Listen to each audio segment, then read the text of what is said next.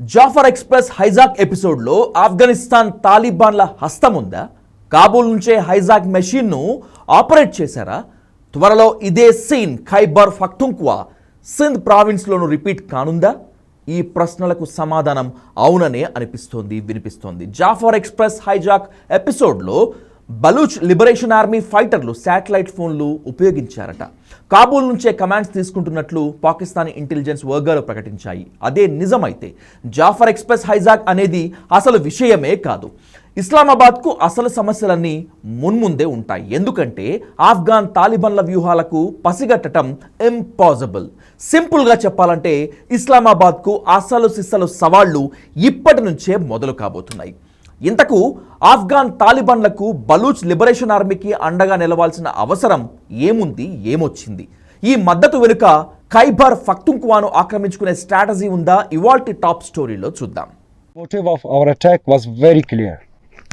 It was a simple and clear message to China and Pakistan to withdraw immediately from Balochistan. This warning to China and Pakistan was also given by our leader, General Aslam Baloch. But China failed to pay heed. We once again make it clear that Gwadar and the rest of Balochistan belong to Baloch. It's our duty to protect our land and sea. Our operation Zir Pahazak. ఇప్పటికిప్పుడు Pakistan, China తమ ప్రాంతాన్ని విడిచిపోవాలన్నదే Baloch liberation army commander warning సారాంశం. బలూచిస్తాన్ స్వతంత్రం ప్రకటించుకుంది అనటానికి ఇంతకంటే example అవసరం లేదు. వాస్తవానికి ఇస్లామాబాద్ పాలనకు వ్యతిరేకంగా BLA దశాబ్దాలుగా పోరాటం చేస్తోంది. కానీ ఈ స్థాయిలో దాడులు చేయటం మాత్రం ఇదే తొలిసారి. దీనికి కారణం ఆఫ్ఘనిస్తాన్ తాలిబాన్ల మద్దతే అని పాకిస్తాన్ నిఘా వర్గాలు చెప్తున్నాయి.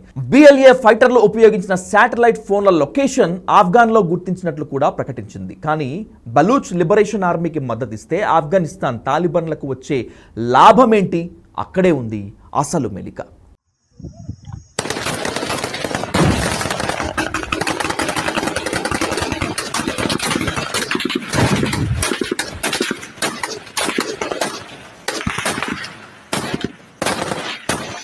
ఖైబర్ పఖ్తూన్ఖ్వా పాకిస్తాన్లోని వాయువ్య రాష్ట్రం. ఇది బలూచిస్తాన్ లాగే చాలా కాలంగా పాక్ నుంచి స్వాతంత్రం కోసం పోరాడుతున్న ప్రాంతం కూడా. ఖైబర్లో పఖ్తూన్ జాతీయవాదం బలంగా ఉంది. ఆఫ్ఘనిస్తాన్లోనూ వీరి సంఖ్య మెజారిటీగానే ఉంది. రెండు దేశాల మధ్య డ్యూరండ్ రేఖ ఉన్న సన్నిహిత సంబంధాలు, బంధుత్వాలు ఉండేవి. అవన్నీ ఆఫ్ఘాన్ తాలిబాన్లతో సంబంధాలు బాగున్నప్పుడు. ఎప్పుడైతే TTP విషయంలో ఇరు దేశాల మధ్య వివాదం చెలరేగిందో అప్పుడే ఖైబర్ పఖ్తూన్ఖ్వాలో సీన్ మారిపోయింది. దీంతో ఖైబర్ తమదే అని ఆఫ్ఘాన్ తాలిబాన్లు సంచలన ప్రకటన చేశారు. ఇప్పటికే ఆ ప్రాంతం తెహ్రీక్-ఈ-తాలిబాన్ పాకిస్తాన్ ఆధీనంలోకి వెళ్ళిపోయింది. అక్కడి గిరిజన ప్రాంతాల్లో పాకిస్తాన్ చట్టాలకు విలువే లేదు. తాలిబాన్లు చేసిందే చట్టం, చెప్పిందే న్యాయం. ఆ ప్రాంతాన్ని పూర్తిగా హస్తగతం చేసుకోవాలని ఆఫ్ఘాన్ తాలిబాన్లు చాలా కాలంగా ట్రై చేస్తున్నారు.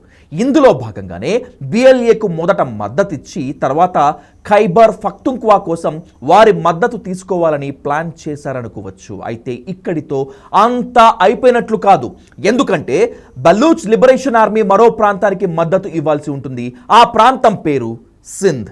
బ్రిటిష్ వాళ్ళు తాము ఆక్రమించిన సింధు రాజ్యాన్ని బలవంతంగా పాకిస్తాన్లో కలిపారు. కానీ ఆ ప్రాంత ప్రజలకు ఇది అస్సలు ఇష్టం లేదు. దీంతో ఆనాటి నుంచే పోరాటం కొనసాగుతోంది. బలూచ్లో చేసినట్లే పాకిస్తాన్ ఇప్పటి వరకు చాలా మంది సింధ్ దేశ్ నాయకులను హతమార్చింది. వేల మందిని జైళ్లలో నిర్బంధించింది.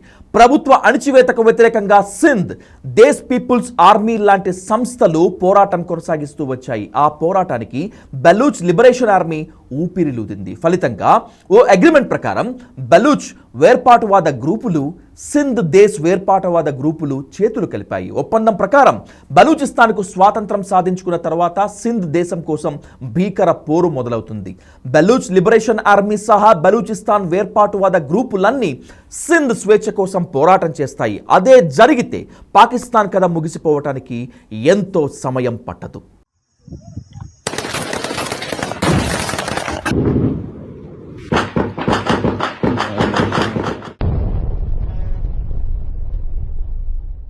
మరోవైపు పాక్ ఆక్రమిత కశ్మీర్ కూడా చాలా కాలంగా ఇస్లామాబాద్ నుంచి స్వేచ్ఛ కోసం పోరాడుతోంది. ఇటీవలే రాజ్నాథ్ సింగ్, జైశంకర్ వంటి నేతలు పీఓకే విలీనం కావటానికి ఎంతో టైం లేదని ప్రకటించారు. కాబట్టి త్వరలో పాక్ ఆక్రమిత కశ్మీర్ కూడా భారత్లో విలీనం కావచ్చు. వివరంగా చెప్పాలంటే బలూచిస్తాన్ స్వతంత్రం ప్రకటించుకుంది. ఆ తర్వాత ఖైబర్ పఖ్తూన్ఖ్వా ఆఫ్ఘనిస్తాన్లో విలీనమవుతుంది. ఆ తర్వాత సింధ్ ప్రాంతం సింధ్ దేశ్గా మారుతుంది. వివరంగా చెప్పాలంటే పాకిస్తాన్కు మిగిలేది కేవలం పంజాబ్ రాష్ట్రం మాత్రమే. నిజానికి ఈ పరిస్థితులకు కారణం పాకిస్తానే. భారత్ నుంచి కశ్మీర్ను విడదీయాలనే కుట్రలతో ఉగ్రవాదాన్ని పెంచి పోషించింది. లష్కర్ ఏ తోయిబా, జైషే మహమ్మద్ వంటి ఉగ్రవాద సంస్థలను సృష్టించి భారత్లో విధ్వంసానికి కుట్రలు చేసింది. ఇప్పుడు ఆ దేశంలోని వేర్పాటువాదులు కూడా ఇస్లామాబాద్ ఉగ్ర మార్గాన్ని ఎంచుకున్నారు. అందుకే కర్మ రిటర్న్స్ అనేది. ఇప్పటికైతే ట్రైన్ హైజాక్ ఎపిసోడ్లో ఆపరేషన్ ముగించారు, కానీ అసలైన ఆట మాత్రం త్వరలోనే మొదలు కాబోతోంది.